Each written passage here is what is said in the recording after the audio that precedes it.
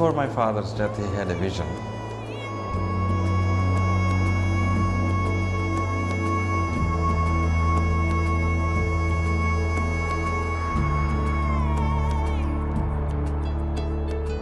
A curtain was hanging from the sky, a big curtain it was.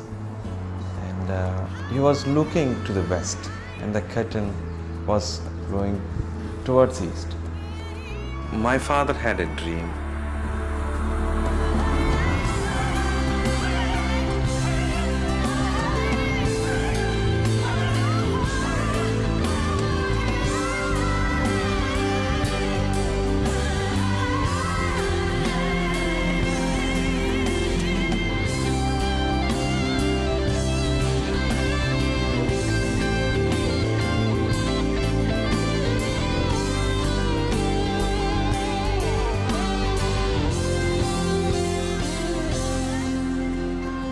If we could actually teach low-caste orphans in India how to trade, we could teach them how to make their own money and have surplus and be able to help the people around them and change their communities, support their own orphanages and institutions, become self-funding. It's a whole different message.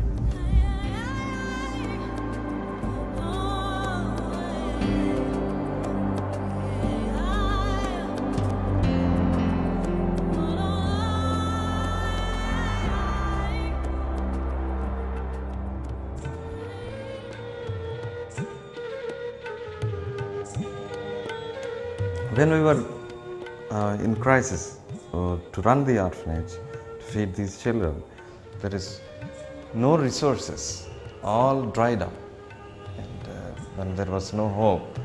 My heart is going with those type of children who are in the streets and who are starving to death. So we wrote many letters pleading for help, and Richard Swennell and Mandy responded. He went through these few years where he just buried himself in work. He wasn't happy. He was searching but just didn't know what direction to take. I turned 40. I figured this is halfway through my working life. We haven't achieved anything yet. If we don't do something now, it'll be 50 and then 60 and then probably be too late. So we made a decision now was the time, and we left. Regardless of the criticism we got, we just left and went looking.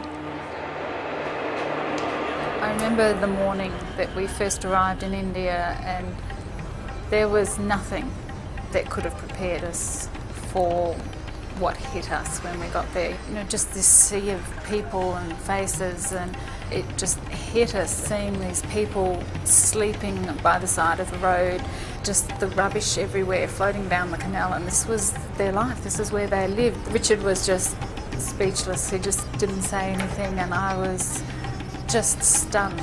It was the last thing I was expecting. It was shocking, it really was. Richard asked me what needs to be done and what you need, and I was very much surprised and wondered what is going to happen with this man. You know, he had run the operation on so little money for so long and done it so faithfully under so much stress that I couldn't help but be so impressed. His love and dedication for those children was just unmatched. And I remember before I left, I actually sat him down, looked him in the eye, said, "Look at me. From this day forward, you will never walk alone." We both cried.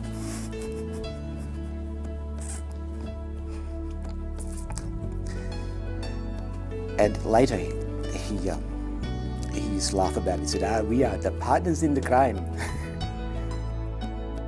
The day after we committed to take on the orphanage as a lifetime project was the day that they came in and said, "If you don't stop selling, we're going to take action against you."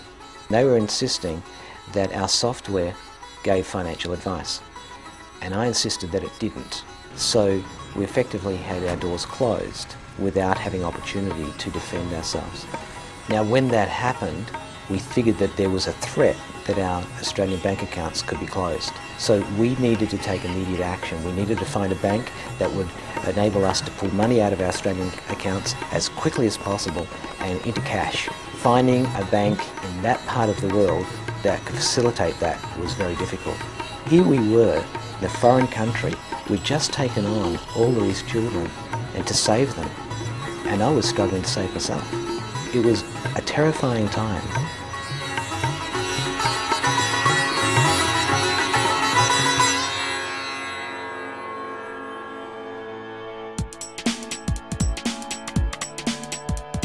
It's become a major project that's changed our lives, it's changed the lives of our children. Foreigners rarely make it into this part of the world, and we've been able to make a difference here. They now have fresh food every day. Water. We've got Better.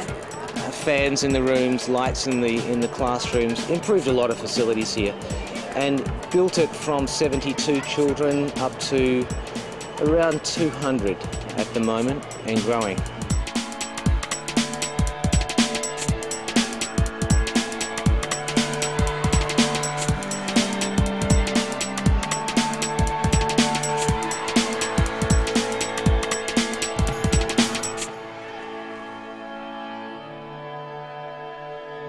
We met a girl called Kumari who Richard had photographed on one visit to India, and on a subsequent visit we found out that she had been sold into prostitution. She's just a lovely looking young girl from a outer village whose parents had died, and she was taken in, befriended by someone who then sold her. And as I lined up the photo, I actually zoomed right in on her face. As I did that, she actually started to cry. More than any other time in my life, when taking a photo, I felt like her pain. She was just so sad. There was something about her that just hit me. There was so much pain involved. Well, Sagar delivered all of those photos, except for one. When he went searching for Kumari, she'd gone. We've been searching for Kumari in an attempt to buy her back out of prostitution.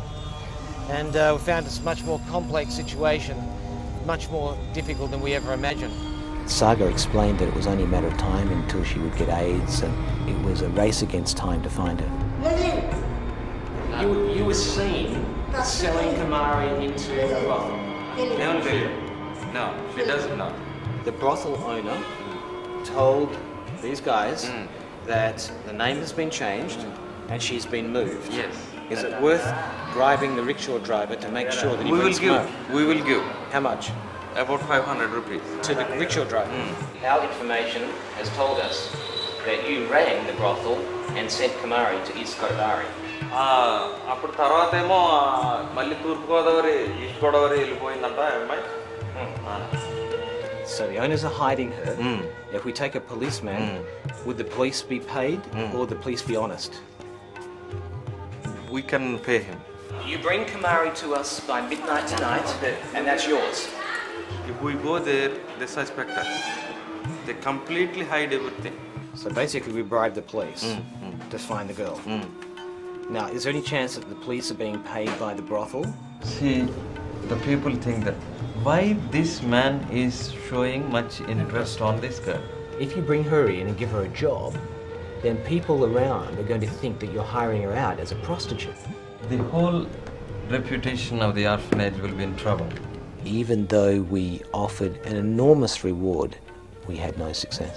And I was just so frustrated because there was nothing we could do. The money cannot solve all the problems.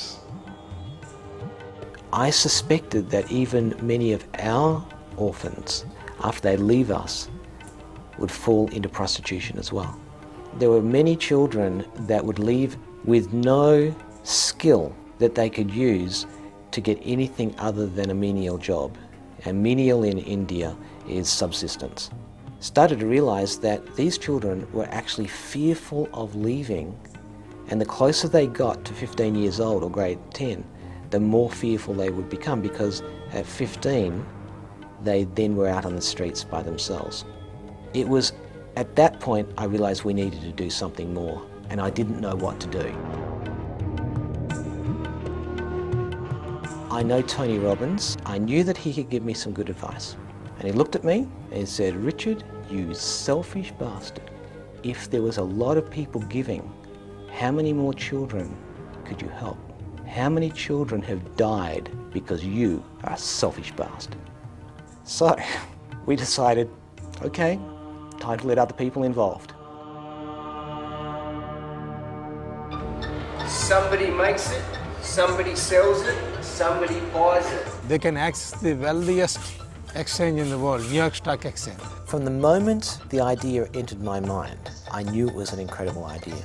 If we can teach people how to trade financial markets, which we do as a company, maybe we could teach some of our children, when they graduated, how to do the same. These kids at the moment can't speak English. They don't understand us. They couldn't understand me and I couldn't understand them. Maybe we've taken on too much and this is just not possible. We couldn't communicate. Two girls have lost interest after nearly a year. I haven't been able to motivate them. I don't understand the psychology. They just rather find somebody to marry. Never been out of their villages, never seen a building more than 2 stories high. I'm trying to teach them to trade the US financial markets. It's crazy. I don't know if I can pull it off. 90% of the children are suffering with polio and different type of diseases. 90% of the children in that community are suffering from polio caused by the contaminated water. Even very little children. Whenever we want to talk about his parents, what happened to your parents, he cannot tell us except crying. We hope that he will learn trading and it will give him healing of his grief. They are highly motivated and they come from backgrounds whereby all they want to do is be able to help their own people. He's good, he's good.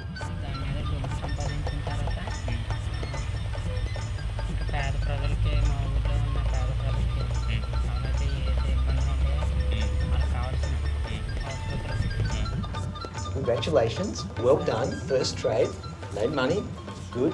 For the first time, I had concrete physical evidence in the real world that it was possible.